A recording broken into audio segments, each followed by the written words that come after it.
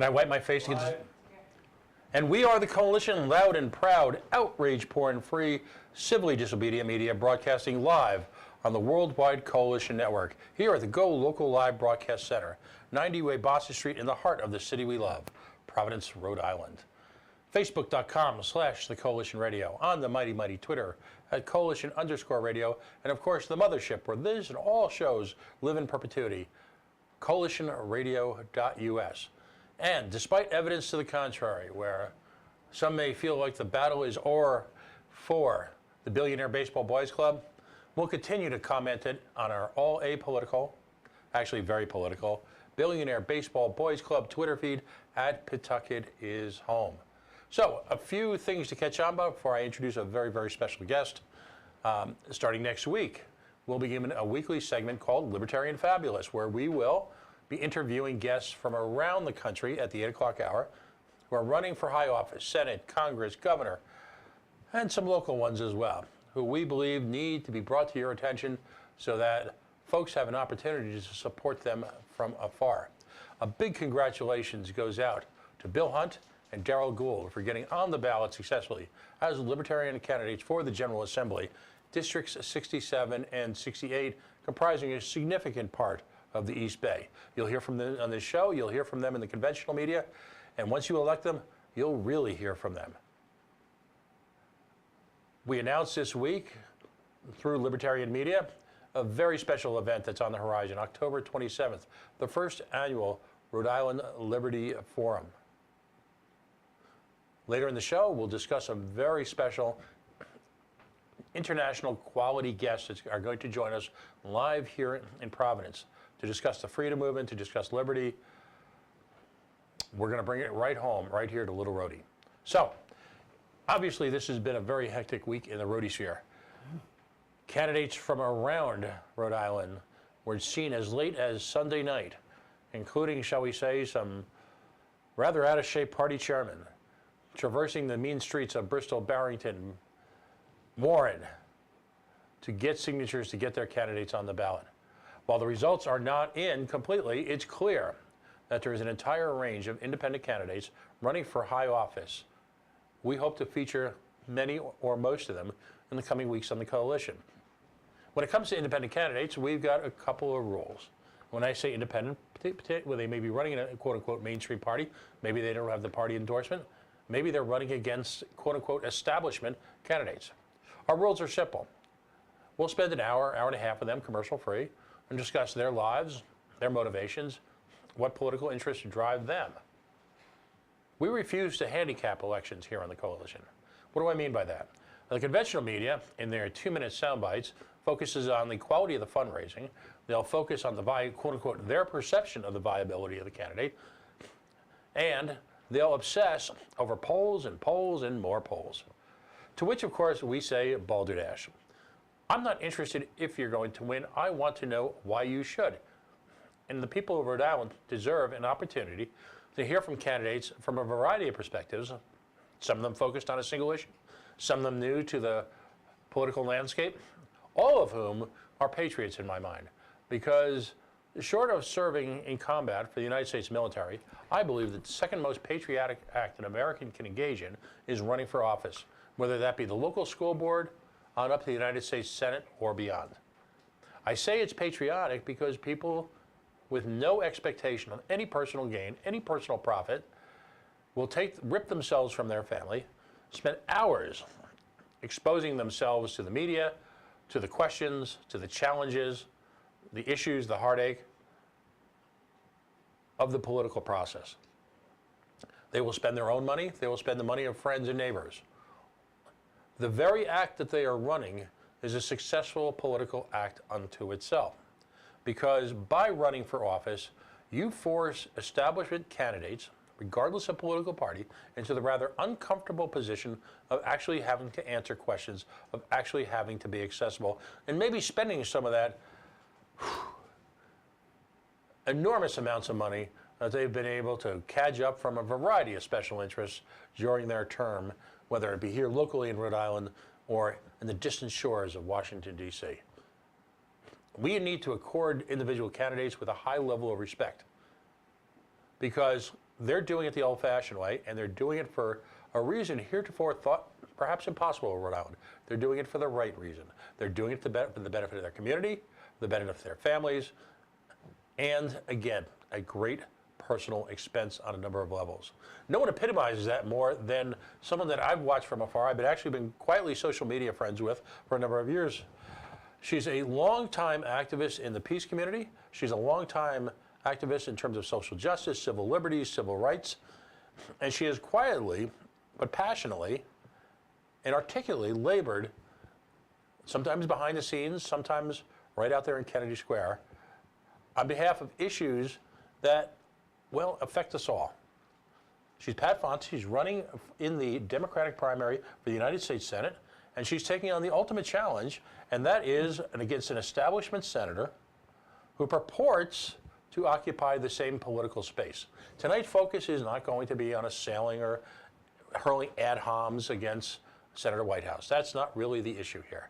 The issue that's far more interesting to me, and I believe to you, is where she stands politically and what would motivate her to run for a high office. Pat, welcome to the coalition. Thank you very much, Pat.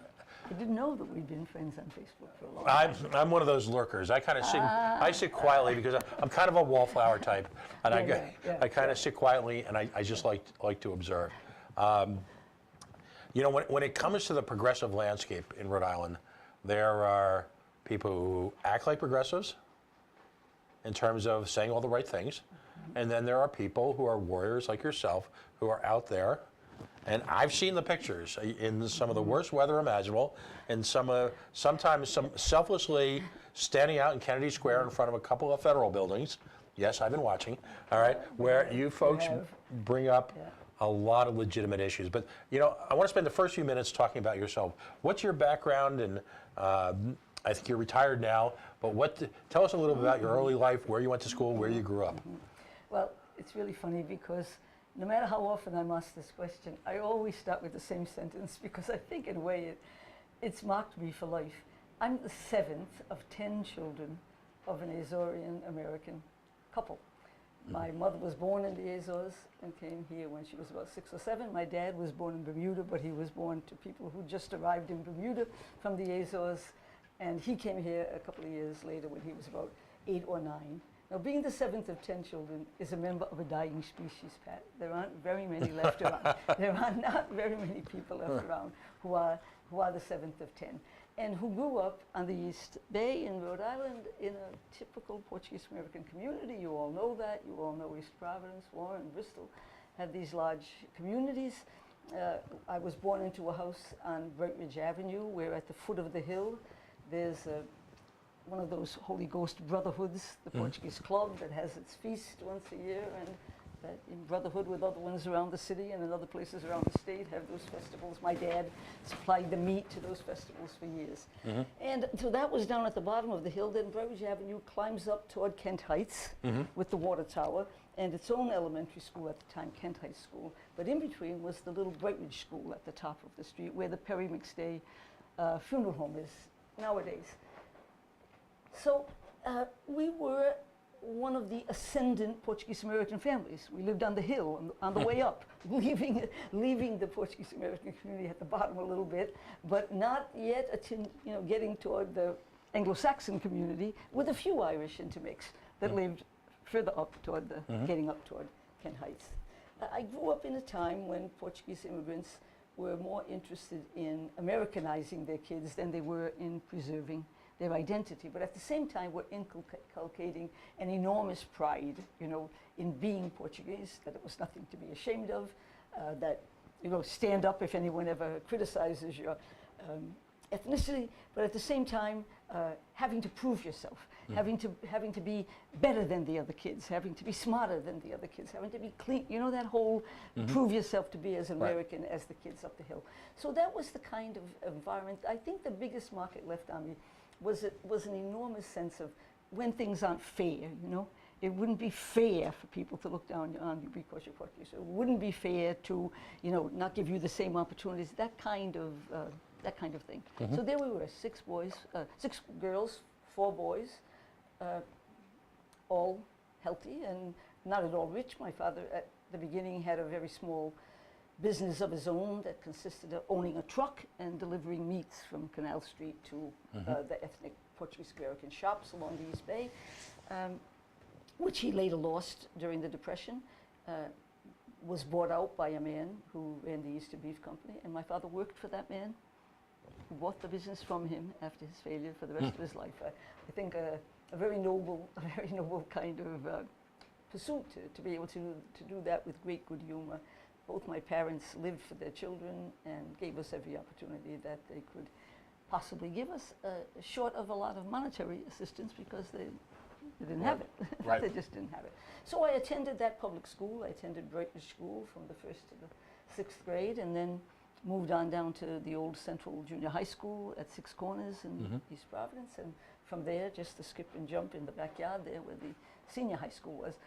I had this funny position of having been a member of the very first class to move to that new high school when it was new. I graduated in 1953 after spending only my senior year at East Providence High, during which I was lurking around looking for opportunities to get out of Rhode Island to college.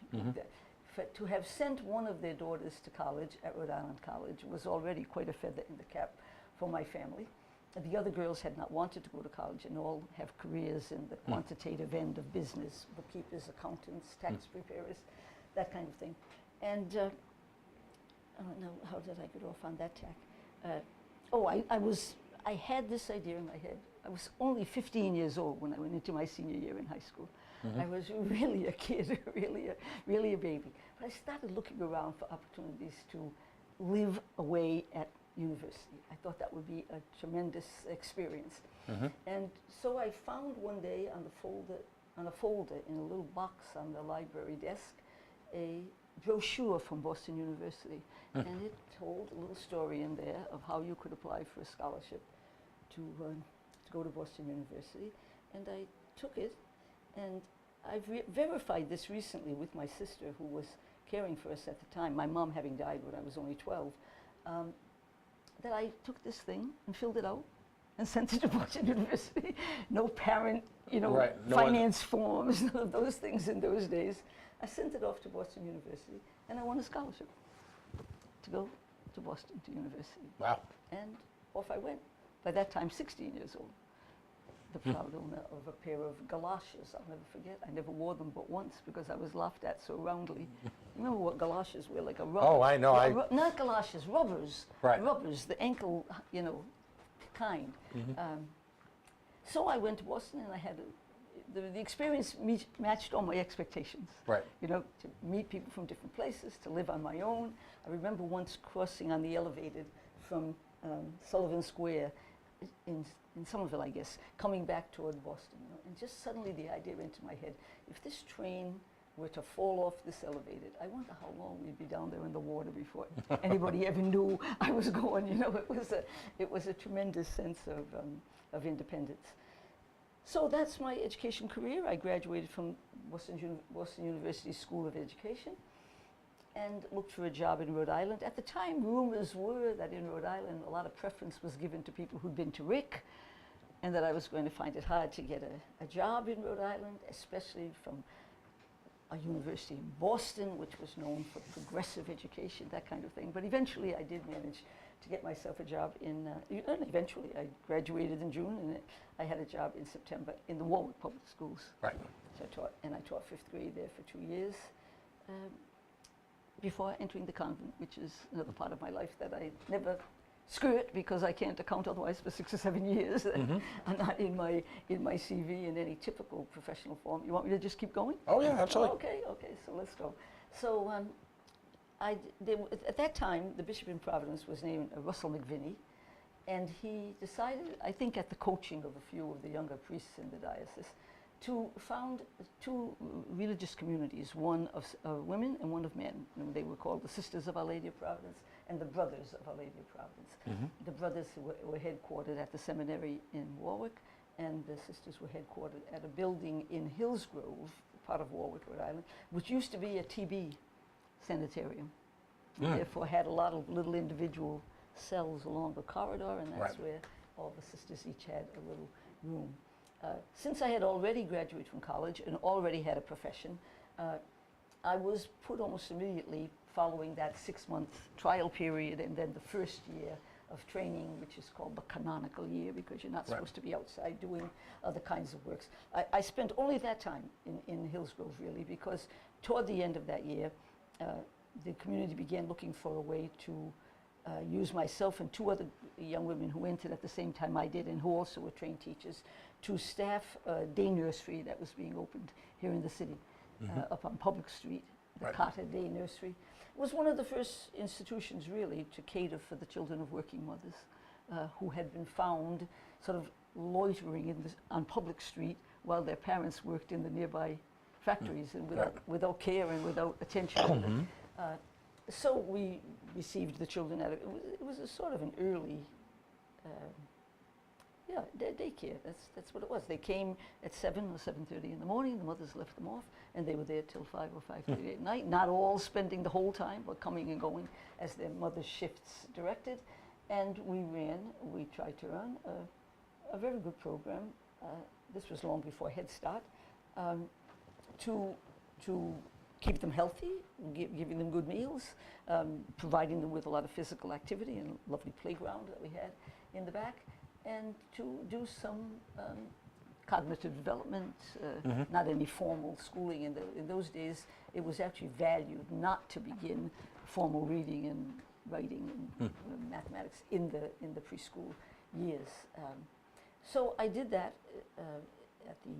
at the day nursery, I suppose maybe 3 or 4 years, and maybe not quite that long.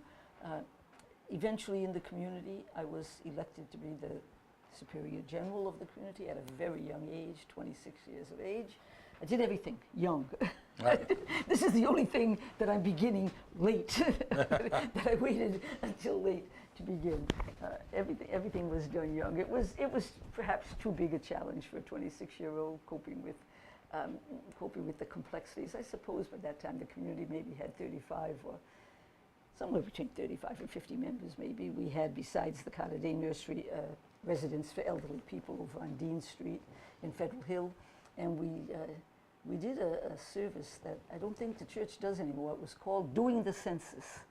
And it meant visiting door to door to door in a given geographic area to find out who the people were, what their religious affiliation was, if any, and what their needs were, if any, if there were any way that we could help to provide those needs. So this was at the time, Pat, in those old red brick buildings on, oh gosh, what was that project called? On Thibes Avenue. You may remember that, yeah, anyway. So that's where we did that work as well.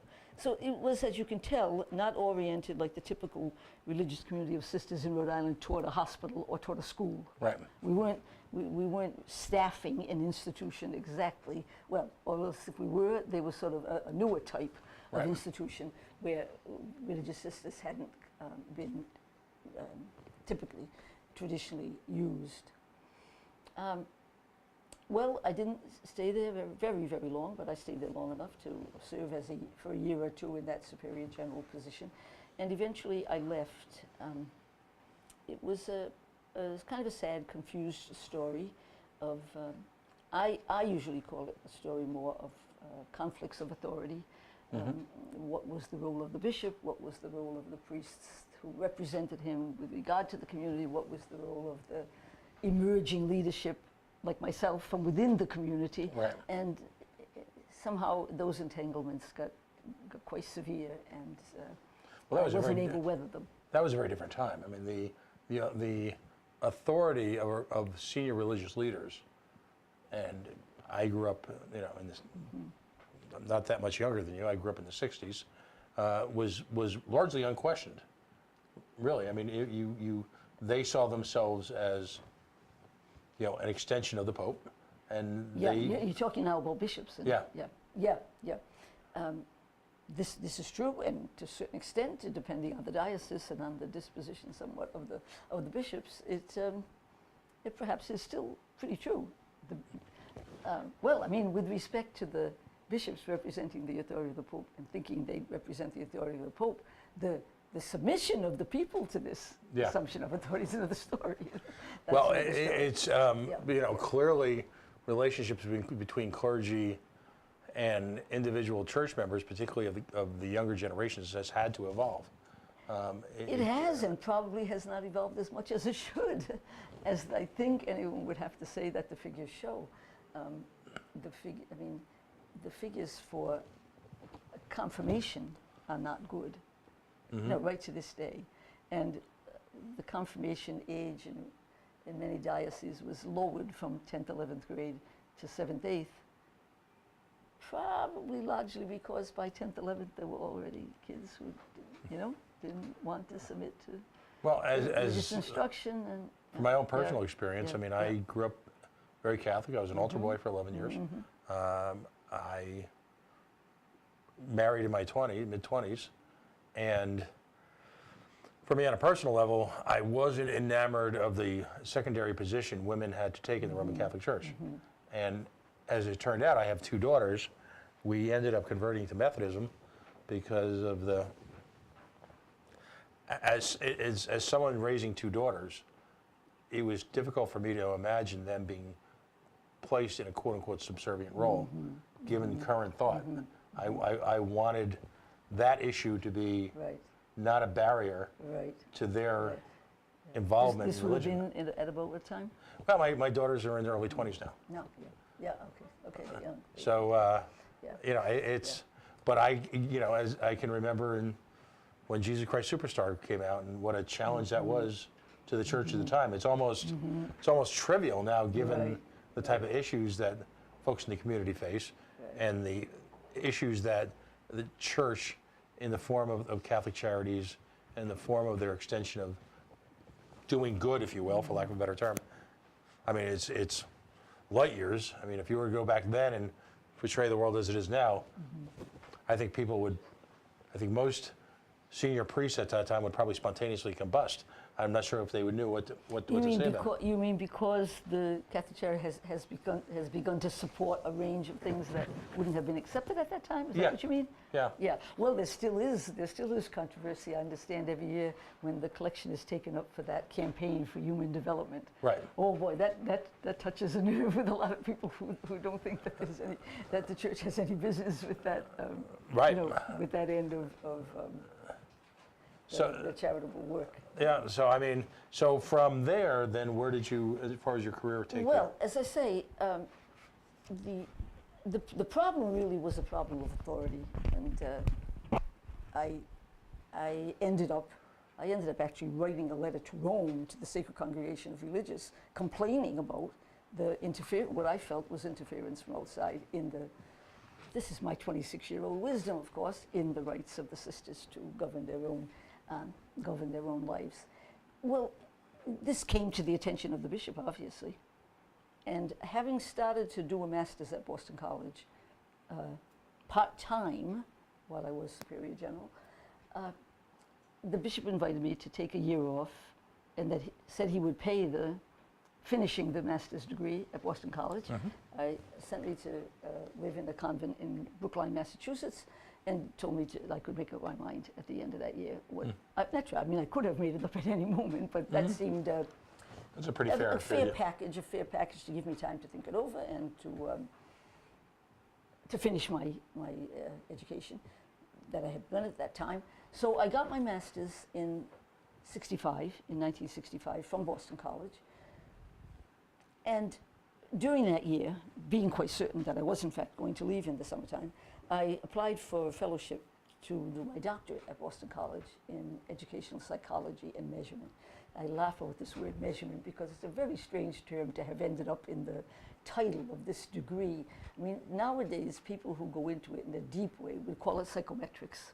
It's got to do with testing, But at that time, perhaps there wasn't enough mathematics to it. I don't know why, but anyway, it ended up being called psych measurement. I was there for 3 years with taking coursework and finishing my doctorate. And I got my doctorate in 1968 from BC. Got a job at URI. A good job in the education department, teaching my subject field, educational psychology. But I wasn't happy at URI, and I never blame URI for that exactly. It wasn't, the mix wasn't good. The mix was not suitable for me. The one education department, I think, had 23 or 26 people in it. It was too big to brush up every day against people in the other departments.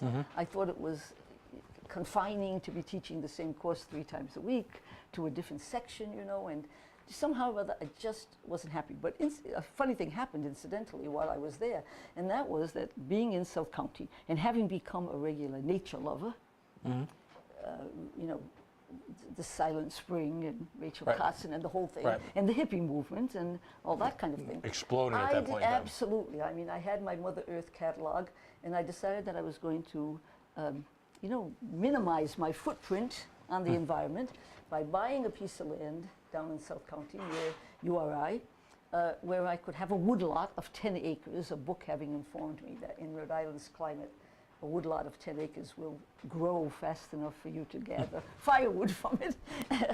Yeah, the guys who run my forest management program sometimes laugh when they hear that, say, depends on how many gypsy moths arrive in that 10-year period. But anyway, I bought this land and then decided to change jobs. I was, what do you call it? You know, I was attracted by they tried to employ me from Salve Regina College at the time, become the university now, in Newport.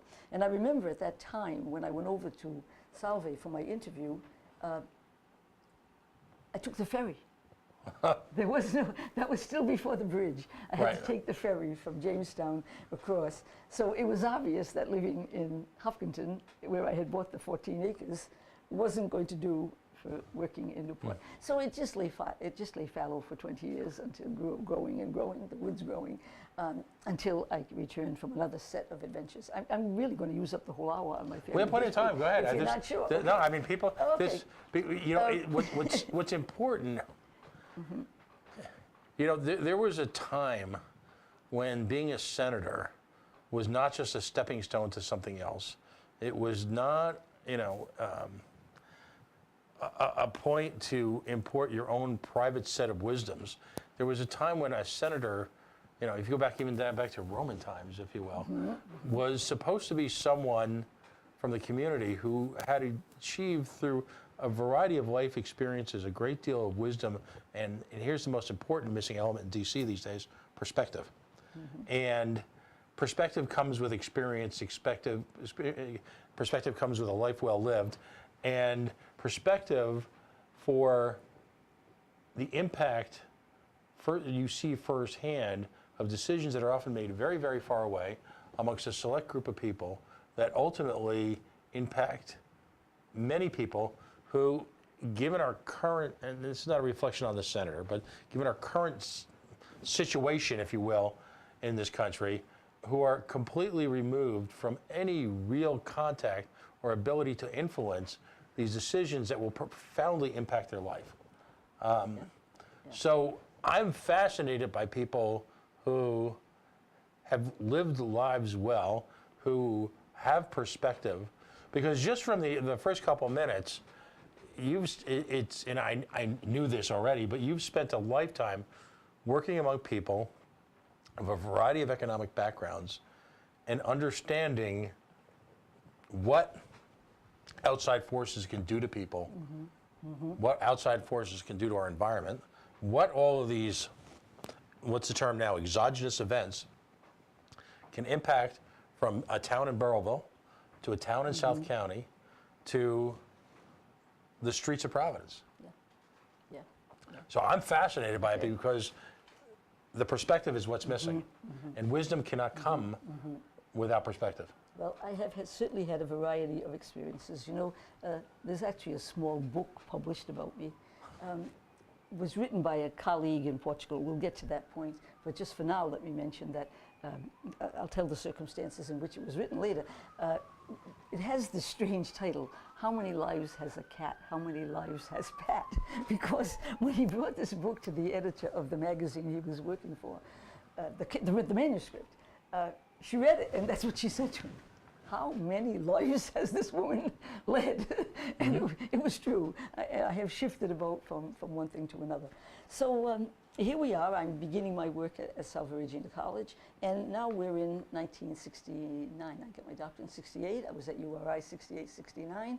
So I'm at Salve Regina College, right when the Vietnam War is being highly, highly disputed. Right. Where among their rebellions, these young women students who, we also had to rebel about being able to wear trousers or not having to put seam lines up the back of our legs before we went into the dining hall and all that, also decided to protest against the war. So that's when I first became, I'll count as the introduction to the environment, a chapter I missed, my Girl Scouting experience, which was very impactful for me, and then the Silent Spring and Rachel Carson, and then the Whole Earth Movement and the hippies and my buying this land. Then that was all environmental background. Now I began my introduction to anti-war activity, which once again I've missed a step. I mentioned that my mom had died when I was 12. Well, she died at the age of 48 years old. The youngest of her children were 12, 10, 8, and 7, I think, years old when she died. And she died, we've always been convinced in the family, really due to the physical stress, the great, great, great sorrow she suffered in losing her first son in the Second World War. So the oldest of my brothers, who 10 of us never shared the house. He was already married and out of the house by the time the 10th youngster was born, had not graduated high school, not fulfilled my parents' dreams of more education for their children, but he went into the Army in 1942 or 3, and probably based on those kinds of aptitude tests that they give the new enlistees, he was selected to go for medical training at Fort Hood in Texas, and he became a medic, not a doctor, one of those medics that responds to the needs in the field. And in December of 1944, just after, days after I turned 8 years old, he was killed. He was killed in that battle. And I was just old enough to know what had happened. That I remembered his going away party in those heavy pants that the heavy material the uniforms were made of in those days, a very strong kind of almost felt like material. I remember his going away party and my standing there beside that long felt leg and his doing this in my hair, you know. That was my last memory of him. And coming home from school one day, in the winter time, and seeing in this cold winter weather a bunch of people on the front yard of the house who shouldn't have been there at that time. It was not the time of day for them to be there. And discovered that my brother had been killed in the war. And I think that marks you. It puts you to a different standard about what justifies bringing young men from families that have nothing to do with the, basically with the issues. I mean, obviously we considered that it was a noble cause in those days, it was the Holocaust, it was the concentration camps, it was, freedom from Nazism. I'm not saying that anyone said he wasted his life, but just the same, you watch this woman suffer and you watch her cry and get active in the Gold Star Mothers and that kind of thing and try. I remember once I was a very little girl and she's after 8 obviously, and she had gone out with the Gold Star Mothers to visit veterans in a hospital somewhere, and it was a mental hospital for soldiers. In those days they called it shell shock. Soldiers who were suffering from shell shock. And when she came home, she said, that would have been worse than losing him. My father's 95. He served 4 years in the United States Army as an infantryman. So I think, it's to that in its roots that I ascribe my anti-war feeling, but then it began to develop during the Vietnam War when the question of what were we doing there, why were we there, who was lying to us, who had lied to us, who would continue to lie to us, got really strong. The little group of students at Salve built up a relationship with some sailors from the base. There was a time there where we all suspected our phones were tapped and weren't sure, and this, that, and the other thing. So at that time, I began to think of protesting strongly against the war, doing something to really register my my discontent. And I thought about, refusing to pay my taxes. And, maybe I'd have to go to jail because they found that I hadn't paid my taxes, and they this, that, and the other thing. Well, you know, financial times were still very tenuous in the family. I didn't have family wealth I could fall back on if I lost my job or got put in jail. There'd be nobody to help, and there would be one less person to contribute, actually. So I was thinking about that once when I ran into an old graduate, well, he wasn't old, he was young, a former graduate school professor of mine, who mentioned to me that, well, we were talking about what was going on, and I was talking about those feelings of mine, and I said, my God, if I had a chance to get a job out of this country, I'd take it in a minute and not pay taxes to support this war. Well, one of a lot of serendipities in my life, this man said to me, are you joking? And I said, no, and he said, we're looking for you. We have a big project going on in Ireland, and we're looking for somebody who can do exactly what you do, handle large-scale data sets. In spite of the fact that my doctorate was in educational psychology, and I should have been teaching educational psychology mostly, over at Salve I had been teaching every psychology course there was, because we had 2 or 3 members in the psychology department. And I also had, while I was in college, built up a lot of experience working with computers. This is when they first came in, and I worked on IBM 360s. I worked with those stacked of punch cards, and did my doctorate with the computer that had those big tapes, looked like owls in the basement of Gaston Hall up at Boston College. They were looking for someone to do the management of a very, very large data set on a study in Ireland on the impacts of standardized testing in schools. So, having challenged me to do it, I said, okay, I'll go. Happily, I'll be delighted. I'd be delighted. Now, I want to take a breaking action here, because I want to talk about why you felt so strongly about the Vietnam War.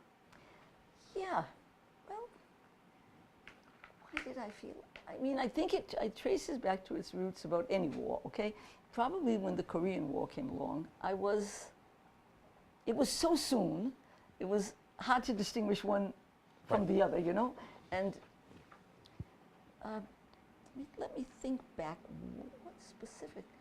I think it was the question of what business had we over in that part of the world, and how plausible was this domino effect theory, you know? And for folks who are not of our age, the great fear at the time was that once Russia and China left their global ambitions left unchecked, would result in the complete subjugation of Southeast Asia. Russia had already taken over a significant part of Eastern Europe, and it was, you know, between the Berlin Wall and the potential for a Russian invasion at any time, which is why everybody jumped under and hid under desks once a day. Was that the world was a domino waiting for the scourge of communism to take it over and force us in. Now, that was the justification, and that was sold to a willing American public who had just emerged from World War II, feeling quite patriotic on many levels. That's right. Well, this was already 20. We're now, I mean, I think that covers Korea. Right. Vietnam was already a bit later. And I think there were already suspicions. You know, you're couching the conflict in terms of political units, but it was also clear by that time that this was a monetary game of communism versus capitalism, as much as between Russia and China and the United States and Europe. You know, there was that element of you know, who's going to win control of the goods of the earth?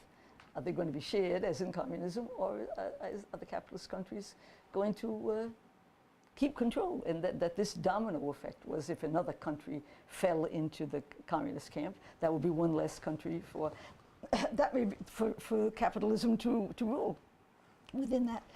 I think that was underlying the discontent, you know, with against the war, the feeling that it was being couched in those terms, but that the real interests were monetary, financial. You know?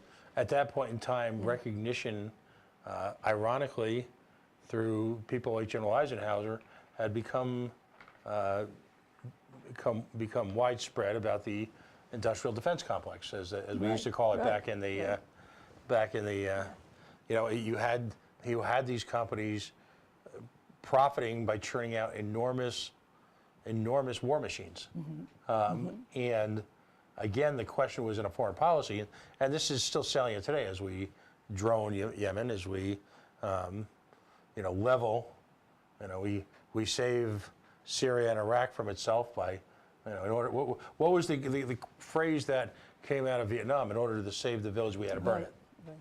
Right. And so, really, it was the first wave of cynicism that, and it happened in conjunction with the emergence of Dick Nixon. I mean, true confession, true story. At the age of 11, I actually volunteered for the committee for the re-election of the president. A proud moment. Remember Tricky Dick? Yeah, when Tricky Dick appeared on Laugh-In, and the whole nation cringed because we were all kind of a little embarrassed. Yes.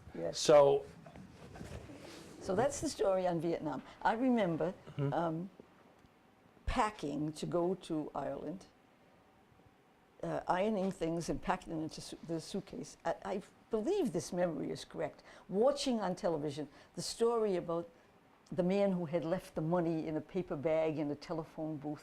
Do you remember when someone else was going to come and pick up that money? And really corruption and scandalous dealing at the federal government at that time. It was all to do with the impeachment of Nixon at that time. I'm not sure if I have the dates correct, but I certainly remember standing there watching the television saying, oh my God, with the people aghast at the story of the $1 million or how much was left in the paper bag in the telephone booth. Well, and by 70, Nixon won re-election overwhelmingly in 72, but by 73 you had, between the fall of Saigon, after so many Americans were either killed or just laying waste to, physically as well as mentally. The horrors of the war, the levels of drug, you had the crumbling of American institutions were taking place right before our eyes. Right. And what was it called? Was it called frigging or something like that when the lower echelons shot there? Fragging. Fragging and that kind of stuff. I mean, really awful. It was really a low point for the culture, because the country was in crisis. Absolutely. And we responded with Jimmy Carter. Yeah. And we all got the lectures from Jimmy Carter. But so you went to Ireland. So that's it. So I left at that time and went to Ireland thinking, I was offered the job for a year to get these databases set up. Like everything, it took longer than they thought it would, so I ended up being invited for a second year, at the end of which I more or less approached the guys when they asked me to stay another year, and I said, I can't keep doing this 1 year at a time. Someday I'm going to need a pension, someday I'm going to need, this is fun and I love it, but I can't keep doing this forever. And it was at that point, this must be now about 75, that I was offered what they call in Ireland, I don't know if your ancestor told you about it, but it's the most prized item, it was at the time, a permanent pensionable post in the university service. So I took it and I ended up staying 13 more years for a grand total of 15 years there, 1973 until 1988, when a very good early retirement program was instituted, and I was able to take that, get enough money to start building the house in Hopkinton on the land that had been sitting there all these years. And I guess I spent that 3 years mostly building the house, designed the house myself and supervised the building of it, and with part-time work back with the Girl Scouts again. That's a recurring theme with environmental overtones to it, because the part of scouting that I liked was the part of the woods, nature, camping out, cooking, and that end of scouting much more than, the citizenship end as well, much more than the homemaking or the unfortunately, even the arts. But I did have a long-standing tie with the Girl Scouts. So at that point, I was home from about 89 to 92. So I missed a lot of goings on in the States. There are still lots of references from time to time to events that everybody, resonates to, remembers the tension.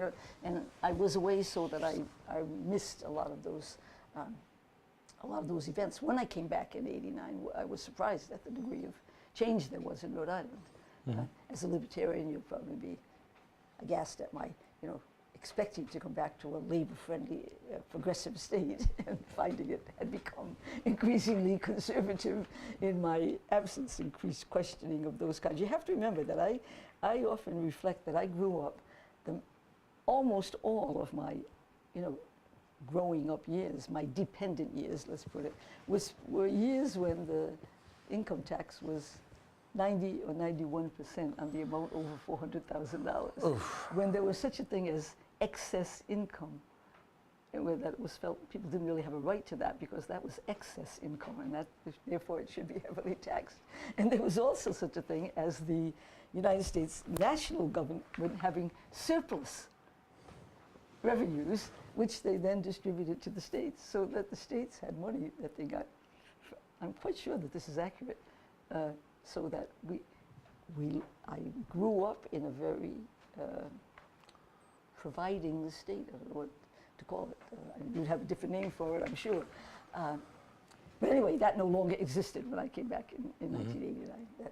That no longer existed.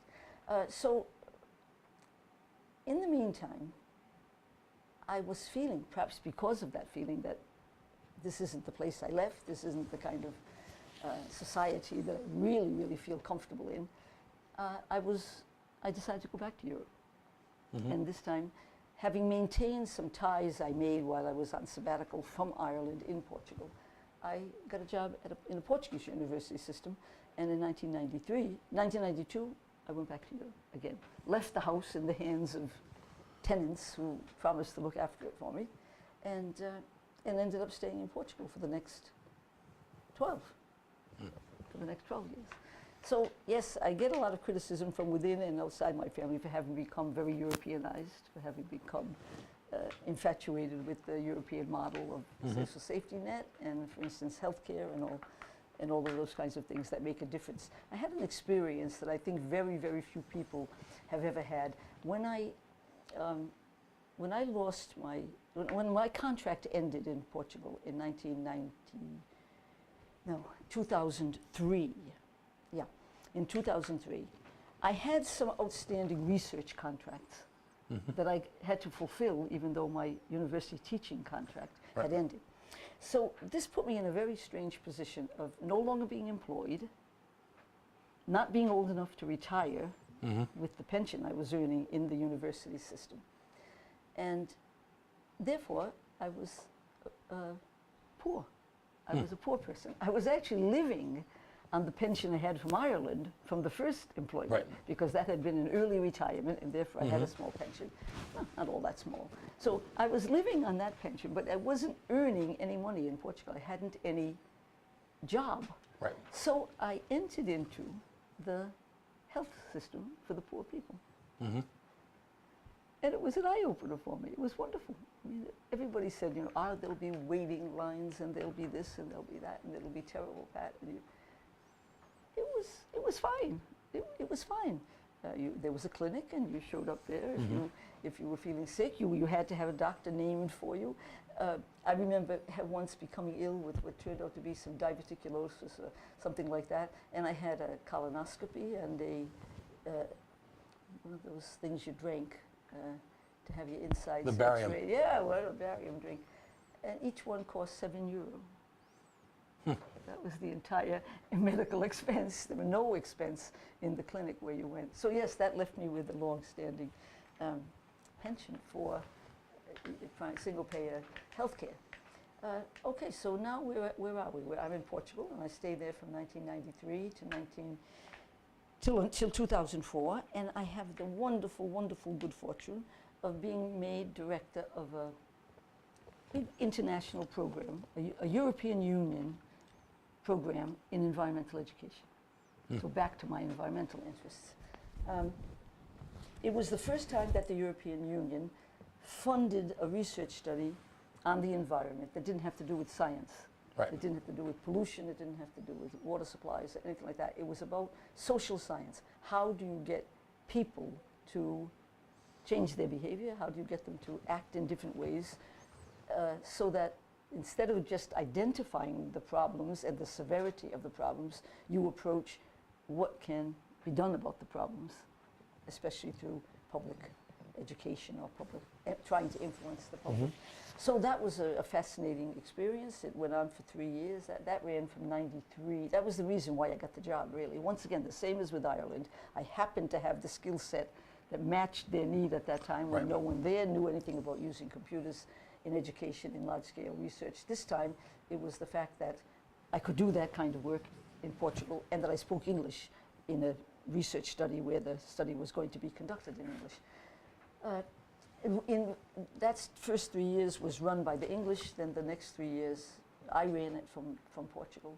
And after that, I kept up environmental research work with funding from the Gulbenkian Foundation. I don't know if you've ever heard of that. The Gulbenkian, who made his millions in oil in Iraq, I think it was, Iraq. And it was when those 2 5-year contracts ended, when my research studies in that area were done. I was approaching the retirement age. The retirement age for university staff in Portugal is 70, and I was 67. So I decided that I'd probably manage to come home and work and supplement the Irish pension until the Portuguese one kicked in. So when it kicked in 2006, when I turned 70, that's when I found myself in this remarkable situation for me of having time and enough money not to have to take on extra work in my retirement. That's been an enormous privilege, Right, so it's freed you, it's given you a lifetime of experience with different issues, but at the same time, you find yourself in the enviable position of being able to pursue them. Exactly. So there I had time. I got involved in peace work. I got involved in environmental work. I can't remember which came first. I became a member of the women's crew of Habitat for Humanity, and for 8 years built houses with my leather belt around me and the whole works. And do you know Beth Richardson? The name doesn't ring a bell. Oh, okay, so she's been involved in South County Habitat. This is Rhode Island. We have to try to make the Rhode Island connections. Right. Well, you know, there are so many aspects. There's the whole restore business that a lot of people volunteer in, or in other teams, but I worked exclusively on, I think it was Thursday mornings. I also took the Master Gardener course, which was something I'd been wanting to do for a long time. That also needs time. And ever since doing the course in 2006, I've been working at the demonstration garden on Route 108 in South Kingstown, where the Faculty of Life Sciences has its buildings there. Both growing the garden. Well, first we start in the greenhouse, growing the plants, then in the garden, growing the garden, and inviting people in to learn how to do that, how to garden, and delivering the produce from the garden to the Johnny Cake Center in Peacedale. Right. So it fulfills a lot of my interests and needs, and I still do it, although I missed the last few Tuesdays because I was out collecting signatures. So that's the story. So you find yourself then, you're sort of a Renaissance woman in terms of social issues that you've immersed yourself in through this long career in education and business and consulting. What are, in your mind now, you know, and in terms of your reference to history, you know, as we entered the 80s into the 90s, we saw emerge to a new level the notion of the speaker being the all-powerful. You know, when you go through the different speakers, DeAngelis, Murphy, Mattiello, and a half a dozen other people mixed in a variety of times, and Gordon Fox. And the one thing that's consistent, it would appear over the last 20 to 30 years, is this all-powerful speaker role is very often held by someone who is, quote unquote, more of a, as the progressive movement will claim, more of a conservative Republican than anything approaching a new millennium Democrat. What in your mind now, having lived elsewhere, experienced social services elsewhere, lived here, what are the biggest challenges? Let's just stay local for a second in Rhode Island. What is in your mind are the biggest problems? The biggest problems, you know, I think that this is a funny aspect that I've never really articulated before, but in a way, I think what happened was that instead of jobs being important because they get work done that needs to be done, jobs become important in terms of who can provide them. Whether the work that they accomplish is socially useful or not. Innovation becomes an end in itself, because it creates new jobs. Right. Independent of whether it contributes to the welfare of the community as a whole. I'm going to give a silly example. I testified at a hearing in the State House a year or so ago, 2 years maybe, about drones. You know, private people buying drones and being able to have them privately, and it's becoming a hobby, and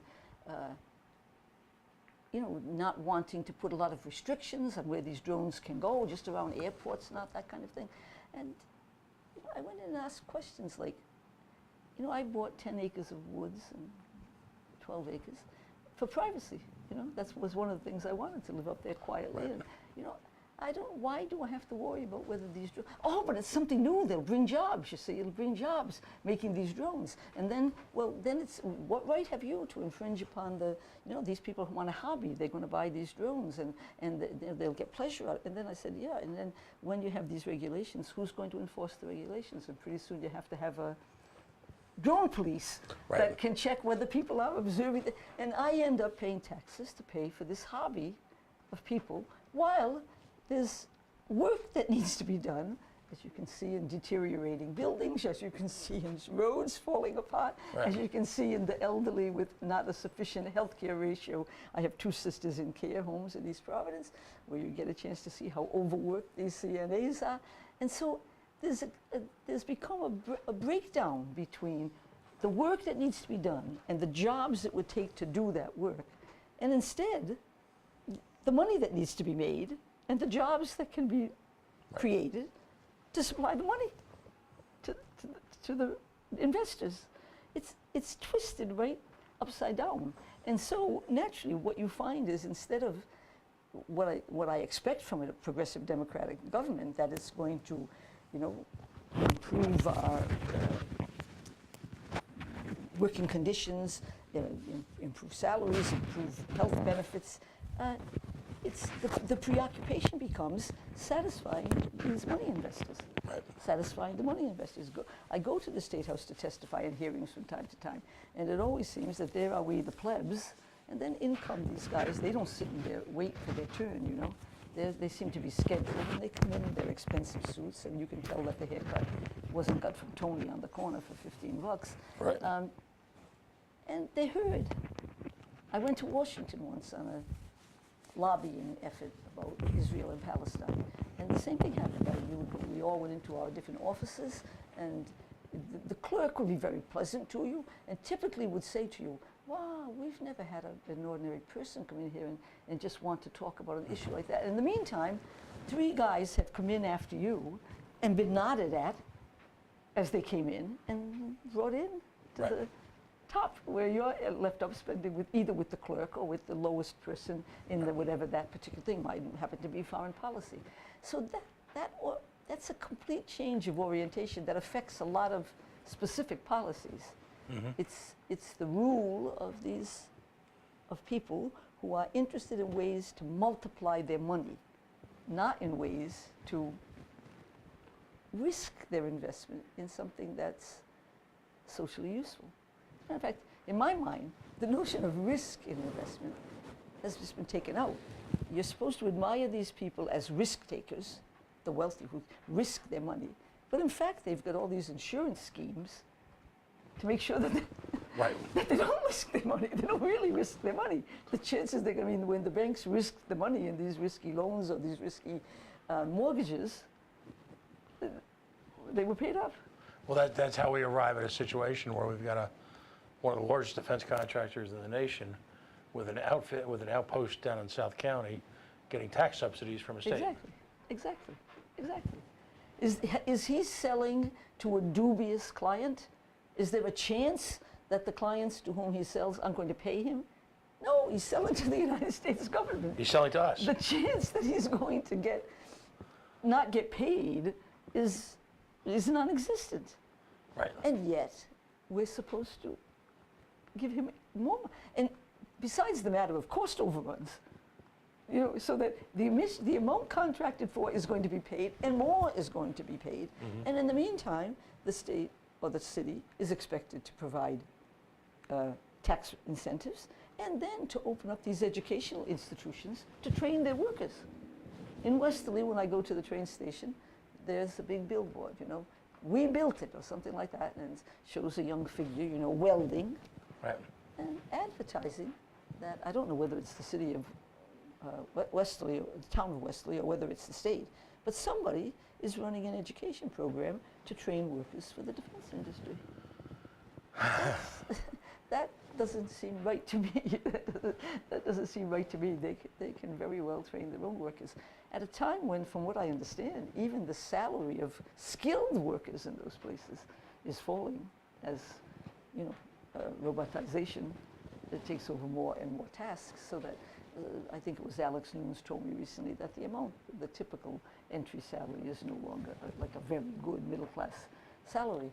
So those are the things. I mean, that ties up a lot of loose ends. It's like labor. It's like, you know, relationship with business. I've lived long enough to see different people go through the phase of being the saviors. Suppose when I was a child, you might say like priests. They were looked up to. They were the good men who were going to save. Then you're going through the phase when I got my doctorate in education, when education was seen that way in a way. Do you remember? Educate was going to, you know, Head Start was going to reform the schools, and we were going to have, you know, more justice. And what was after the civil rights period, when, you know, finally blacks were demanding quality from the school system that they had not been getting at all. And then it shifted from the educators to the businessman, to the entrepreneur, and this is the new savior figure. I haven't seen yet here in America. In Portugal, there's actually a big park where they have a statue to the entrepreneur. So We just give them the so check. I hope that answers your question. It's something I hadn't. Yeah. But I do remember being at an event run by the George Wiley Center, that game they have in Pawtucket every year, a quiz game and everything going on. And I was sitting at a table, actually, Fox came by. And I said to him, you know, who is this Raimundo? Where did you get this? Why do you let this person identify herself as a Democrat? You know, of course, he just poo-pooed me. Within months, he was in trouble himself. But that was the one interchange I ever had with him. Hold that thought for a second. We're just going to take a quick station identification, if you will. Folks, if you're just joining me, Pat Fonz is in studio, and we're having a wide-ranging conversation about her background, her travels, her immersion in sort of a Renaissance lifestyle. And we're getting now to the hard issues facing both Rhode Island and the nation at large. Folks, we are the Coalition of Loud and Proud, Outrage, Porn-Free, Civilly Disobedient Media, broadcasting live on the Worldwide Coalition Network here at the GoLocalLive Broadcast Center, 90 Way Boston Street, in the heart of the city we love, Providence, Rhode Island. This hour has been sponsored by arguably the best soda on the planet, Yacht Club Soda, yachtclubbottlingworks.com. And of course on Facebook. Folks, it's the summer season, picnics, political events, times, it's all happening. You're working hard to put the very best you can on your table for your family, whether it be the dining room table or the picnic table. Serve the very best. Don't settle for industrial soda. Don't settle for industrial soda. Don't take the stuff out of the refinery. Serve the very best. Natural flavorings, fructose free. They actually use real cane sugar, real vanilla, it's wonderful stuff. So it's whether it be the birch beer, the root beer. My favorite this week is the sarsaparilla. There's seltzers. Again, serve the very best, folks. They and so many other businesses contribute to the coalition. They deserve your support. They're willing to promote and support interesting, sometimes controversial programming here, giving you an alternative to sort of the run-of-the-mill local media. We don't get to spend an hour or an hour and a half with a senatorial candidate talking about her history and the issues that she's challenged by, if in fact it weren't for people like Yacht Club Soda and our other sponsors we'll mention in a little while. Again, Yacht Club Soda, yachtclubbottlingworks.com. So you mentioned to me a very curious subject, because I'm not a progressive Democrat, I'm a libertarian. Interestingly enough, I got to spend an hour today on the Matt Allen show on WPRO, thanks to him, where I got to really espouse some of the libertarian philosophy, in an attempt to educate people, because I think there's the conviction that somehow we're Republicans, and couldn't be really further from the truth. I always point out that we use the term coalition because we like to point out and really focus on similar beliefs, as opposed to the continual political divide that is created by the powers to be over what our differences are. I'd rather get together on a couple issues we all agree at and make things work there, and then later on, when everything else is fixed, then we'll argue about stuff. I've always been curious about this conundrum. When Gina Raimondo was running for the governor's race 4 years ago now, incredibly enough, she pointed out quite boldly that she considered herself a progressive Democrat. Do I remember that? And right, while this is going on, we clearly have the beginnings, to the point where we are now, this huge divide, some would say almost warfare, between progressive Democrats and quote unquote the mainstream wing of the Democratic Party. The mainstream wing of the Democratic Party has brought Rhode Island to the point it's at right now. They've ruled exclusively now for going on 80 years, since the bloodless revolution. There can be no doubt that outside of a handful of Republican governors, to whom little power rests, that mainstream Democrats, this is what you got. You've got failing schools, you've got an infrastructure that's crumbling, all sorts of additional taxes, regressive taxes, quite frankly, that indiscriminately hit middle income and lower middle income and the working poor. Absolutely. You've got a culture in this state where, quite frankly, the political establishment, I believe, and I want your reaction to all this, because you correct me where I'm wrong, you tell me where you agree, but I believe that the political establishment in the state, which is largely traditional Democrats, targets the visibly poor. We're just a few blocks away from Kennedy Square, where you've got one entrepreneur, I use that term loosely, who's willing to transplant the entire downtown transportation infrastructure away from downtown, away from his businesses, primarily, because we all know it makes no sense to move buses away from the places people want to take buses to. Right. Call me crazy, Right. but he's willing to essentially uproot an entire different part of That's right. town to move the visibly poor away from his real estate investments. How did we get to the point where the Democratic Party, I'll call it the mainstream Democratic Party, has become, in my mind, clearly an oppressive force in this state and not a force for good? Well, that's going to be difficult for me, because that's what I think that process began and took root in those very years when I was away, when the second time, when I was away the second time, from 93 to 2000 to 2004. It's part of what I didn't recognize when I came home. If I try to think really, I mean, that's for me to plead ignorance. But if you reflect upon it, what could I suppose? Well, I think it's got to do with the accumulation of wealth, and there being enough wealth among the entrepreneurial class or the employer class to, I'm going to be candid. I mean, I think they pay the bills, and they pay the campaign contributions, and that, as you know, that tradition. Now I think I have an insight. That traditional Rhode Island Democratic class was a class that sprang from the working class of their respective ethnic groups. And I think they could see that that wasn't going to happen again in the next generation of their children. So they kind of assumed the role of watching out for their own. And not watching out for the latest comers or for the losers in the previous battles. You know what I'm saying? As the Hispanics moved into Rhode Island, the competition for this increasingly narrow range of opportunities was going to become worse if they didn't see that their own got better taken care of. So that I think that the role of money, it's not so much that the amount of money may have changed significantly, but it played a different role. It actually was seen as their security for securing the place of their kids in the future. I don't know if you know this book, I'm obsessed with it, called Outrage is Over, in which an author named Tyler Cohen, proposes with perfect aplomb, no worry about it, that the society is heading for a 20%, 80% cleavage, where 80% of the people are marginalized. That's the word he uses.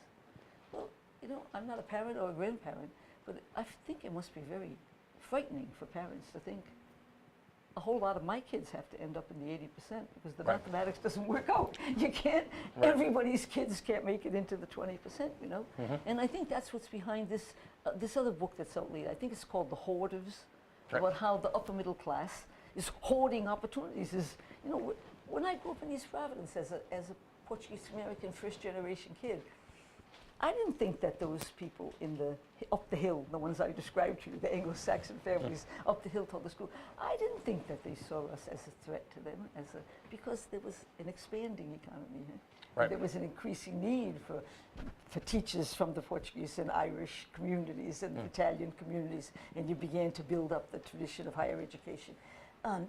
But nowadays, the thrust is downward. The thrust is, in order to get a 20-80 split, very few are going to make it up into the 20, and a whole lot are going to make it down into that 80. And I think that's a very threatening situation for people who themselves felt they had made it up out of that. Well, and I think it made them susceptible to the interests of the group that could save them from that. Why do you? You've got quite an educational background. It can't be disputed that, with the exception of a few towns, education in the state is essentially flatlining. It's in very, very poor condition, despite enormous amounts of money being thrown at it. And I realize you're running for Senate, we're focusing on local issues. And we'll get to those, but ultimately, we've thrown an enormous amount of money at our school systems, and the products. First of all, I believe all kids are great. If they've been raised by wolves, you have a problem. But I think almost all kids are great kids, who are, in the right circumstance, are happy, want to succeed, want to work hard. Okay, call me Pollyannish or naive, but I think most kids are great kids. They just need help. That's what parents are supposed to be. But you've got the democratic machine in this state has allowed the schools to completely collapse while spending a fortune on it. To whom does that responsibility lay? Is it their attempt just to see schools as for example, as a profit center? I'm confused by that. Yeah, I really, as an education specialist, I should be able to answer that question, better than I am answering it. Part of it, in the more recent years, I think, does come from, the overemphasis on test scores, and I come from the field that started with. Remember, I got my doctorate in that field called education psychology and measurement, so I knew more or less what it was about. When I first got that doctorate and came home from Boston and took the job at URI, I had a job as a consultant in the State Department of Education on the evaluation of those title programs, Title I, Title III, the money that came from the federal government to go to the schools. Now, how do I think that's related? The big thrust, and I was involved in it, was to measure the outcomes of those programs to make sure that the money was being well spent. But there were deviations too. I mean, I can remember that when the program for the gifted went through, and there was money for, let's say, the top 5% in each town, the town of Barrington, if I remember correctly, was insisting that they should get more because they had more gifted kids, you see. And to say that, like, the top 5% in East Providence, maybe, would get gifted education, and only the top 5% in their schools would get gifted education, wasn't fair, because after all, their next 5% were probably better than the 5% for East Providence, was the implication. Come on, that was the implication of it. And so when Head Start money came, the middle class towns and upper middle class towns were not happy that that money was going to be used to close the gap between those kids and theirs. That was an element in it. Now, there's another element that I worry about sometimes. I have no proof of it. But I think it's unavoidable that the loss of women, of talented, bright women from the teaching profession has had some impact. Mm-hmm. When I went to Boston University on that scholarship, I trained to be an elementary school teacher. Someone tried to encourage me to go into some liberal arts field. And I remember saying at the wise old age of 16 or 17 years old, I can't do that. What do you do? What do you do when you get out of college? With that, I have to have a job. I have to be able to. So even though I think I was a fairly talented student, I ended up teaching elementary school, and I hope doing a good job of it. As the most, qualified, the brightest, I may call them, women moved into law and, business and other fields, I think that may have had some impact on the schools. Interesting. I think that may have had some impact on the schools. Then, of course, you had immigrant groups that were more easily looked down upon. I'll tell you a story about looking down on immigrant groups. When I was a kid, I was a great reader, and there was a little library in East Providence, a little library in a house. The family lived upstairs, and the wife ran the library on the ground floor. I used to go there all the time to read. And when I was quite small, maybe 12 years old, maybe 13, she hired me to help in the library, cataloging the books and putting them back on the shelves and this kind of thing. I'm sure she did it out of the charity of her heart, and paid me a little pittance to do it. And one day when we were talking about the work and something going on, she said to me, Pat, you were really very lucky when you were a little girl. You were lucky to go to that school that you went to, that primary school up there, up the hill, because the principal there, Miss McCourt, she believed that all children could learn, even the Portuguese. Ah. Now, that happened to me. Talk about significant events in your life. That's burned into my memory. The shock, come from a house where my parents were, the Portuguese are great, we're as good as anybody else, don't let anybody. And this one says to me, even the Portuguese, But the Portuguese have the advantage of at least not being very, very dark, They slipped like the Italians did into the white category. As the population has become browner and the social supports have become fewer, maybe there are larger congregations of people in certain towns that in fact lack the basic skills to begin school, Another language in the home, insufficient encouragement, maybe not books in the home. That is, I think that maybe teachers with fewer resources are facing kids with the need for more resources. Mm-hmm. And that may be part of it. I don't want to say out there that I have accepted your premise that the schools are failing completely. I don't know that. For instance, take the towns I live in, the Charahoe district, Charlestown, Hopkinton. Right. What's the other one? Richmond. There was a time when that was considered a desperately bad school system, poor. Mm-hmm. Poor resources and serving poor families. Now that school system wins awards now, and some of their schools win awards now. And I'm clearly painting with a broad brush. Yeah, but I'm looking particularly at the immediate 2 or 3 towns surrounding where we're sitting right now. Exactly. Well, but then it's not fair to say the schools in Rhode Island. Now they are the ones that fall into the category I'm talking about. The slowing down of upward mobility in America has coincided more or less with the black migration to the north, and then with the big immigration from the Latin American countries. So there was a tendency in the society of the whites who had made it to preserve what they had, and not to, perhaps not to be willing to invest so much. Yes, I was lucky. I went to a school where those same Anglo-Saxon kids up the hill went to, and so did the Portuguese-American kids from down the bottom of the hill who walked up to that school. So there was no percentage in letting the school deteriorate, because all their kids would have suffered as well. Right. We were living cheek and jowl as this white flight from the cities, the concentration of the poor in one area, even to a certain extent, I think a bad effect has been had by, the success stories of these basketball players. And you have little, kids of color spending their life in the basketball court, perfecting their skills to become great basketball players.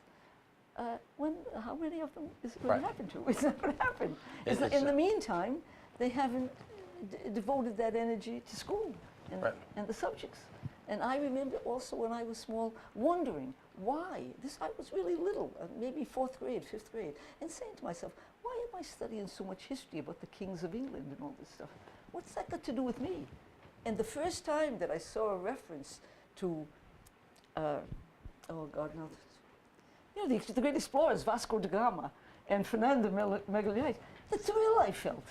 That, oh wow, we made it into history. We're here too, Right. And is that happening to these youngsters? No, we closed down the ethnic studies programs because we claim that they're, absorbing the energy that should go into the rote subjects and starving the imagination of these kids. That's a progressivist view.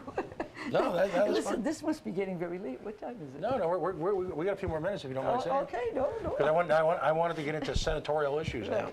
Right. So you've got here in Rhode Island two of the more established senators. Yes, Jack Reed is indeed, now yes, considered. indeed. You and I have been around long enough that Jack Reed is considered an elder statesman in the Senate. Yeah. He's the leading defense senator now. Should the Democrats come back into power, he would be the head of the all-powerful Senate Defense Appropriations Committee. And clearly someone intensively involved in foreign policy.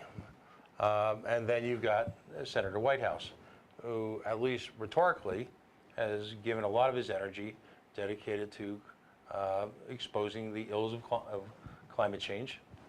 You're an avowed environmentalist. What do you see wrong in D.C.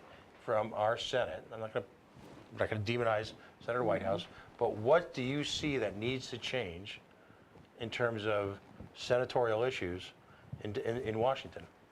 I think we have to undo Citizens United. Okay. Okay?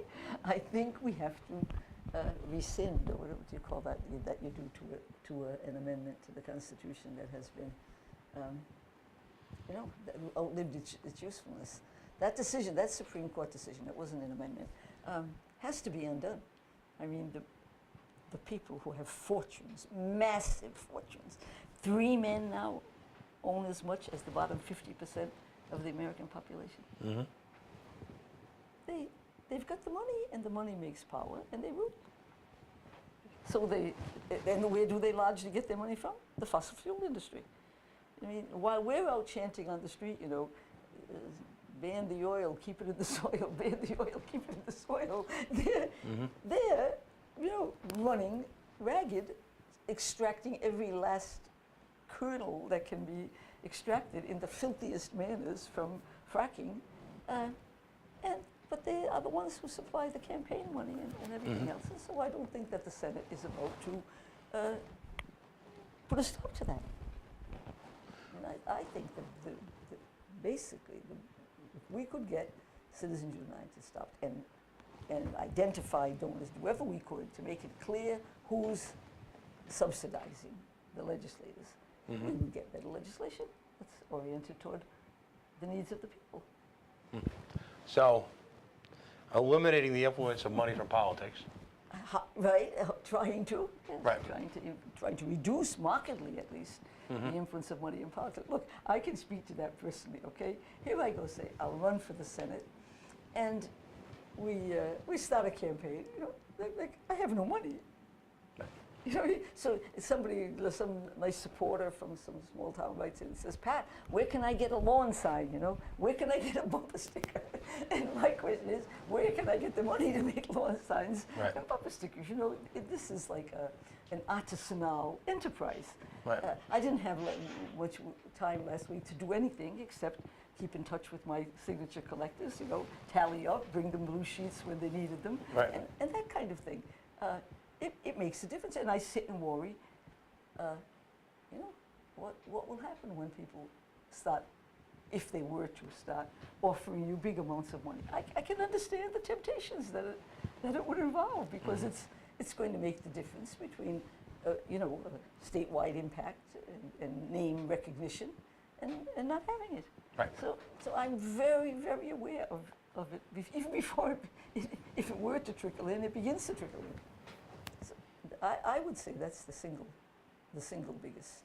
And I think that's what the people are convinced of. You see, I think the American people, when 46% of them don't vote, it's because they don't believe that anybody is interested in their welfare. They're interested in their own welfare, in their own re-election, in their own, you know, continued investment of money in these businesses that make a lot of money, and that make a lot of money, which they then contribute to their campaign funds. So the first step is get the money out of politics, okay? Yeah, I think so. Clearly, you've been associated, and I want to bring up a name of someone who recently passed, and who I had the opportunity to meet on a number of occasions, not nearly often enough, and that, of course, is Bob Malin, who passed. I call him Malin. I don't know which of us is right. I get it. If sadly you didn't get to know Bob, I did. a tremendous loss, not only to his family, obviously, and to Marie, but really to the community at large. Here, regardless of how you felt about his politics, here was an individual spiritually connected to what he believes in, and is so rarely the case, lived the life according to what he believed in. Absolutely. And so I just felt I had to bring him up, because I didn't have an opportunity. I didn't know the family that well. I'd only met him a handful of times, but I just felt like, given that you were here tonight, that I had to take a moment to recognize his contributions. Well, I'm really, really happy to have a chance to acknowledge Marie, his wife, Right. and to use this opportunity to say to Marie and to the general public that Robert was an unusual man. Now I'm going to say something. Robert and I didn't always get along, because, as you can tell, I'm a great talker. And Robert was a great talker. And strong personalities. Okay, and sometimes we both wanted to be talking at the same time. But, you know, that was like, you know, a little underwater rapid there that didn't interfere with our long-standing friendship. We were in Progressive Democrats together. We were in Occupy together. And of course, they lived down in Richmond, not too far from me. We used to meet at Barbara's Pond parking lot near 138 and 2, and leave one or the other car and come to Providence together for our various meetings and events. We were Protests. very, very active together in the against the Trans-Pacific Partnership thing. He was very involved with me in that, and led me in many other ones earlier. When I came, he was one of the people who kind of introduced me into progressive politics in the state. I'm glad you're talking about my experience in all these political issues, because, you know, in that recent article, and I don't want to bring this up so late in the game, but where Bob Plain says a political novice. You know, I was a little peeved, because, I mean, I had run for office. He said, this is my first attempt to run. I had run for office. I lost, and I bore losing. You know, some people, when they lose, they say, I'll never do that again. No, I didn't feel that I had to protect my ego. But yes, I've been involved in political decision making. I love to go to the State House and speak at hearings. I would never, and I'm not trying to, my own perspective as someone who's a keen observer of the process, what organizations as diverse as Raging Grannies to the Progressive Democrats to any one of a number of, splinter groups is a bad word, but there's groups that have popped up and emerged to address a variety of issues for the 25 to 30 years that I've lived in this state. Constantly, it's a constant evolving landscape. And while as a libertarian, I obviously don't agree with all of the politics involved. I think the integrity of, I'll call it that Charleston, South Kingston wing of the party is unquestioned. Unfortunately, some very good people were lost. I was talking to Donna Walsh the other day collecting signatures, and we lost some good progressive people. Right, and clearly people who cared, and as importantly, everything you do, whether you testify, whether you protest, whether you picket, whether you make phone calls, whether you run or don't run for office, whether you get petitions, is a political act unto itself that needs to be celebrated. Because it's the emergence of, or I should say the reemergence, aided and sensed by the internet and some of the tools that gives folks like you and I, that it is cause for hope, because it allows us to amplify the voices of individual or small protesters or small groups acting on conscience who want to create positive change, and who are doing it for reasons that will never make them wealthy, will never gain them fame, will never put them on the cover of a newspaper. And I guess I just want to say in closing about Bob, he struck me as the ultimate example of that. Yeah. He simply did things because he believed they were the right things to do. And he did them lovingly. You know, Bob did them lovingly. I remember when he was making a film clip, a little video clip for Abel Collins's run against Langevin 2 years ago, or 4 years ago, I guess it probably is already now. And he asked me to, give a little talk and be video doing it. And just the care and the humor with which he did that. I remember that interaction, such a degree of warmth. No, but Robert was an incredibly caring person. He was. No, so I just, like I said, I felt strongly that this was the right opportunity to bring me up. And if Marie sees this or is watching, I just want her to know that even though we've only met a few times, I have nothing but profound admiration for her and her family. So, which, in a sense, a campaign like this would have been exactly right up his alley, what you're doing. Absolutely, yes. I mean, just right in his strike He would zone. have been right out there for me. I know that. Right, and if you're a spiritual person, I consider myself not to be a smart one, but I'm a spiritual one. I consider him to be out there right now. You're bringing other issues to the fore. Let's talk about things like Invenergy in Burrillville and power plants in general. It's been no secret that the community that which you have immersed yourself in is clearly in opposition to that type of thing. Do you see that, you talk about some of the, the contributions, how the game, almost, in my words, not yours, the game was almost stacked against folks like us.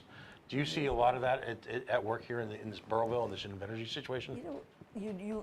I absolutely do. And the funny part of it is it also it reveals a historical change in Rhode Island. For years and years and years, that area of Rhode Island had the reputation, that they were able to stop a big superhighway being built from Providence to Hartford. People felt there was a need for a big highway, and that they fought to preserve their rural character. They petitioned. I don't know whether there were some wealthy people in Foster who actually put money behind it, but they were able to protect that zone. And I see the fall of that if they lose this one, it represents the end of that kind of power of small local communities. And just that they are fighting against a force. I don't admit that they are, but if it happens, it will be because that power has been removed from local communities. It happened with the drone bill. I mean, the first thing they managed to pass about drones was that local communities couldn't regulate them. what is this? And these are the same people, you know, who will talk about the Catholic social teaching of subsidiarity. The decisions should be made at the lowest level. I don't know if you know all that, Right. that stuff. And but the first thing they do, and the first thing they did about when energy companies were going to want to do this a few years ago, was take away the power from the local communities to Right. make the decisions. You know, The Energy Facility Siting Board exactly represents really right. moving beyond even the environmental issue. Really, it represents a baseline power grab away from local Absolutely. communities Absolutely. to determine their own future. Yeah. And at the end of it, other end of importance was this drone example. And I can't, well, it happens with minimum wage and other places in the country. It happens with various affairs where the state diminishes the power, takes over the power of the local communities to make decisions that affect them, you know. That's really bad. And so that, I think, is one of the heartbreaking things. If this happens, it will represent a break from that old Foster, Gloucester, Burrville, and then I guess it's Situate, where our water supply is located, which had always been able to defend itself by local community action against the impredations of, you know, sources of pollution, like a highway would be going through there. Yes, it's very, very heartbreaking. Now, when I first came back to Hopkinton, I was on the Conservation Commission. And in the years that I was there, not very long, there was a lot of talk about the preservation of this Greenlands, Right. this corridor from Boston to Washington, D.C., where the only extant forest was this one on the borders between Connecticut and Rhode Island, and it's dead. I mean, and no one talks about those Greenland. No one. I get the occasional note from Right. the Conservation Commissioners or from, you know, one of the other bodies within the Department of Environmental Management. But no one seems to. Well, that was what about was so these things. compelling about that hike those boys did last year. It's been incredibly enough. It's been a year now, where they started out down on the Charlestown Right. Breach Yeah. and literally walked to Connecticut, Massachusetts. I think they're still walking. They might be in Canada by now. But the point was to illustrate that beltway of green, That's right. that environmental corridor that traverses the western part of this, from South County up through the western part of the state, up until the northwesternmost reaches of Rhode Island and beyond. That's right. That's So, right. and again, how much of that, to me, this is the real challenge. You have a generation of youth who have yet to, I think, I'm going to put them on the spot now, Yeah. fairly demonstrate their radical chops. You know, increasingly, you've got the graying of the activist community in the state. You know, yeah, here too. Yeah, You know, yeah. so Well, Peter Nightingale is fighting that with his Nature's Trust Right. movement. You've heard about that, have you? yeah, I know You Dr. know, Nightingale. you know exactly what that is. But I will admit it's hard because I thought I had recruited a niece for it, and then in the end, I don't think she adhered to the movement at all. But they are. I want to talk about millennials as a group, label people, but I think they've had so much that, and they see it all at risk, that they find it very hard to think about having less, you know. This is a point that I think is essential to peace, and it's essential to the environmental issues, that it's going to cost us a little consumption to solve those problems. Interesting. I think that it's a fool's dream to think we can maintain our level of consumption and solve those problems, because there's not enough on the earth to do that, you know. And they are a generation that, if my family, I won't talk about it, is any example, it's a generation where parents have lived in fear of denying their children anything. You know, the expensive sneakers, they had to have what they want. If they want it, and it's going to be a generation that's going to be hard put, I think, to convince that maybe having less will be a good thing for the whole planet and for the whole world. And that it isn't necessarily very painful. Most adults I know, talk about our generation, think we had a much happier childhood than today's children. Certainly less stressful. Much less stressful, much less. There were, when you look at kids and high performers in education, and I would consider both my children, I've been blessed in a lot of ways, are both high-level performers in the world of academics. The pressure that these kids are being placed under by their parents and by the larger society at the ages of 8, 9, and 10 are staggering. Yep. Yep. And the level of failure that's accorded to them should they not meet these extreme levels of performance are astonishing, because quite frankly they can live well-fulfilled, well-developed lives and not get into Brown or Harvard. Somehow somehow there's a life worth living beyond that. And no, I think you're right. But of course, and that brings us, I think, to the penultimate issue for you, and that's war and peace. Right, right. Where, and again, without demonizing one individual, Right. but where has the established Senate failed? Right now, and it's interesting because you're obviously, you don't need me to say this, but you're articulate, you're very, very well educated, so you may know more about the movement I'm involved in than I give you credit for. Interestingly enough, the libertarian movement is probably more anti-war than the progressive movement. I know that. Right. Yes.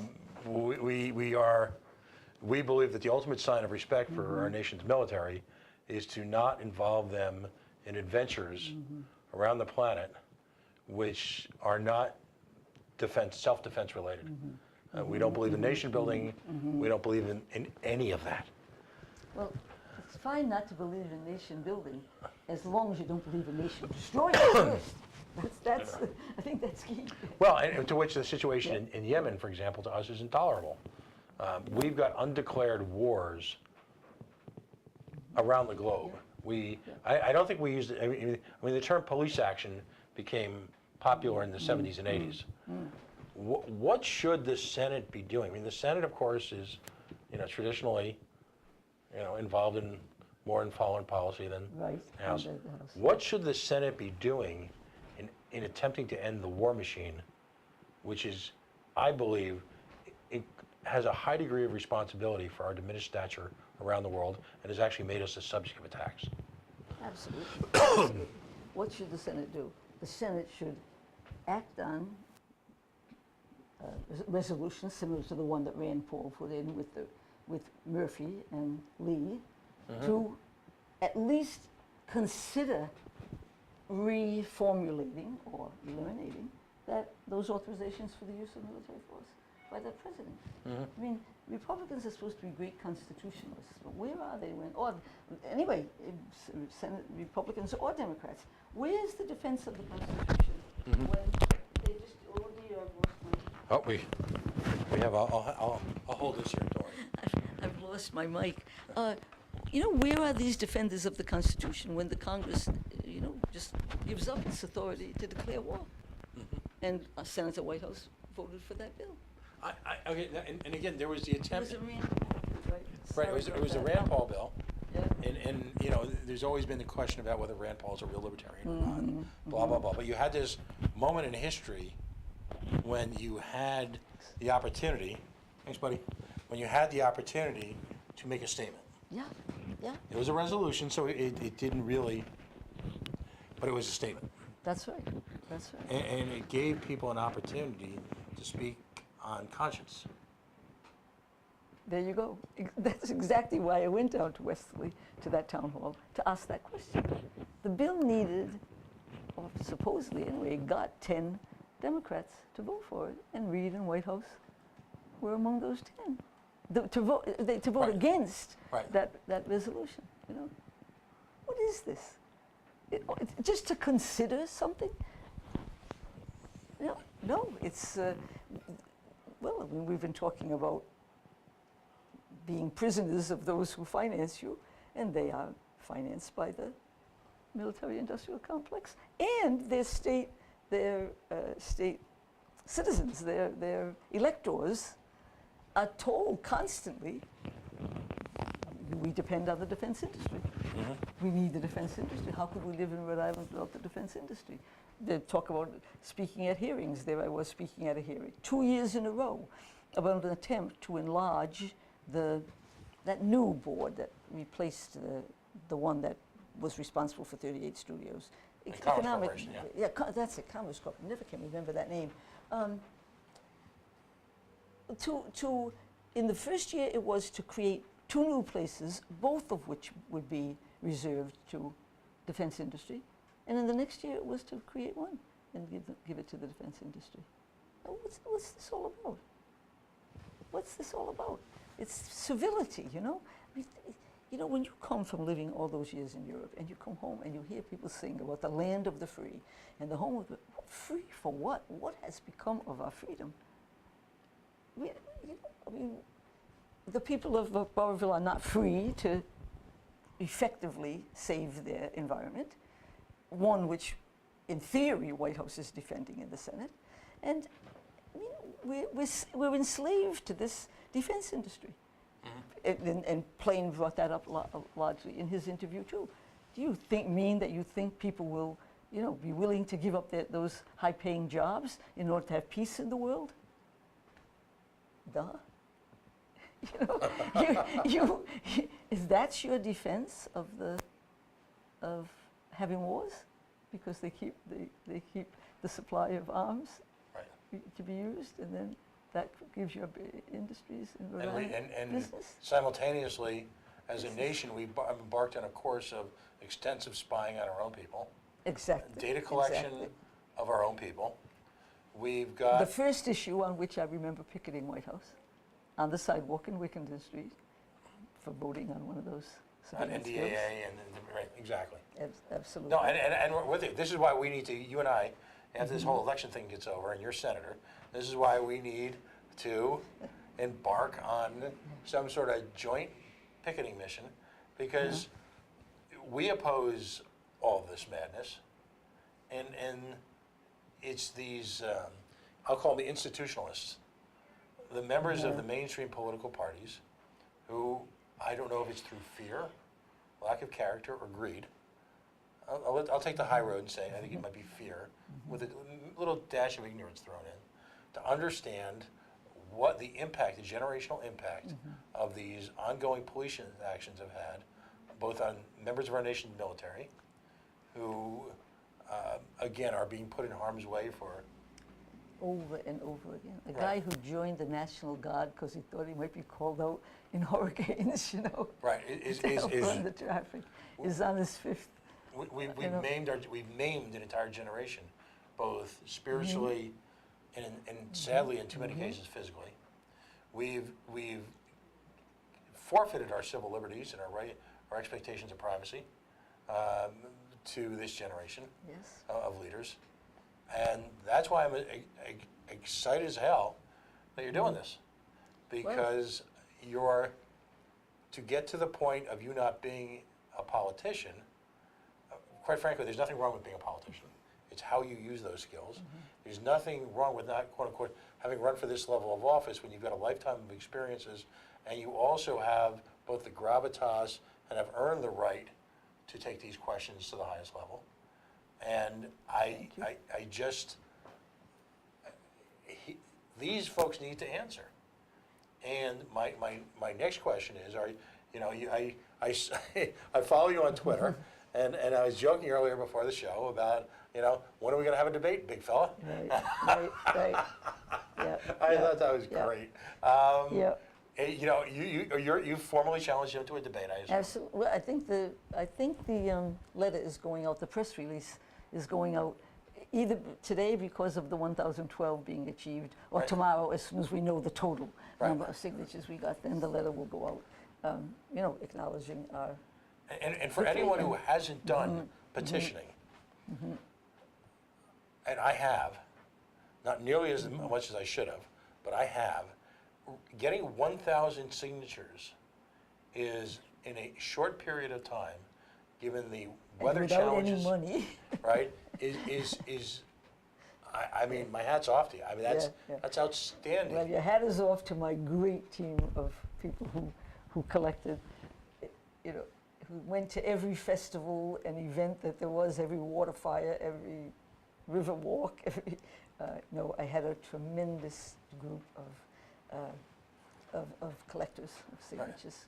As much as he may attempt to, and again, I'm not here to demonize Senator Whitehouse, but as much as he may attempt to do the shuck and jive with Mr. Flanders, Judge Flanders, it is clearly a question of fundamental morality that he must debate you. Let's hope so. Let's hope so. There is no other race in this state ongoing at this point, as important as some of these other elections are, where there is more a question of fundamental morality at stake on a basic human level than what's happening between you and Senator Whitehouse right now. Thank you very much. And that's what keeps me going. No, and regardless of the outcome, if you are in fact by sheer force of will able to force that debate and those questions to be answered, then you've accomplished astonishing things. Exactly. I think the odds are that will be the main outcome, but that's going to be very, very satisfactory. Very satisfactory if we've called that to the attention of the public and, forced him to squirm a little. Yeah. That's not very nice of me, but. No, but I mean, let's briefly, because I want to give you an opportunity to promote where people can find you and all that, but briefly, I mean, the issues at stake, if I can summarize, Your Honor, is that, number one, where do you actually stand on issues environmental? Is your speech a day merely, and these are my words, not the candidates, is it merely political theatrics and rhetoric, or is there an actual commitment to that? And given the behavior, the lack of attention paid to the people in Invenergy, or the no LNG and PVD, or his investments and his ability to personally profit from that which he disparages so frequently, is a significant issue. As a libertarian, more compelling to me is where he stands and why he fails to back up his using his political capital, where he stands on issues like NDAA, data collection, spying, police actions, the military-industrial complex, droning in Yemen, the behavior of the American foreign policy machine in places like Syria and Lebanon and the West Bank and Palestine. All right, did I miss anything? Venezuela, Honduras. Right, Honduras. All right, on and on and on and on. All right. The unfortunate part for the junior senator is that he's got a track record, and I'm going to be polite and honor my mom at this moment, who always was of the if you don't got something good to say it politely, but with a high degree of cynicism, bitterness, and sarcasm, because she was an Irish politician in the 60s, an Irish-American politician in the 60s. Where does reality meet the rhetoric? Where does the hype meet the road? Where does the willingness to extend oneself after having arguably a life of privilege, as he has had, the commitment that is so often mentioned in association with his campaign in an attempt to, shall we say, take the halo effect from the Kennedy-esque image, that is a life of public service based on a life of privilege, is not met by the reality of the actions during that life of public service. And to that is a sin, and that is a sin that must be accounted for. Anyway, that's what I gotta say. Okay, you said it. Where can people find you on the web? I know you got a Facebook page, right? Yeah, I'm on Facebook at a place called Pat Fonts for U.S. Senate. Right. And on Twitter at a place called @PattyJoyFonts, because I created my Twitter account several years ago and then never used it, but it was the existing Twitter account. It was my nickname as a child. The J in my name stands for Joyce, Patricia Joyce Fonts, and I was Patty Joy all my growing up years. So that's @PattyJoyFonts is my, you call that a handle, I think. I'm learning these things. Right. A Twitter handle. And my email is patfonts@netscape.com. That's ancient. I'm the last person in the world paying for an internet service. But I've used it for years and years and years. I have so many messages saved and so many contacts that I just keep paying. And you're willing to accept individual contributions, right? Oh, absolutely, but I still don't, what I really need is somebody to who knows how to make a PayPal or whatever. I still don't know how to do it. Anyway, we still haven't got our campaign number from Washington. I sent in my FEC Form 2, and as soon as we get the campaign number, we'll open a bank account. And we'll Right. And open the donate button. you got a couple months for the primary.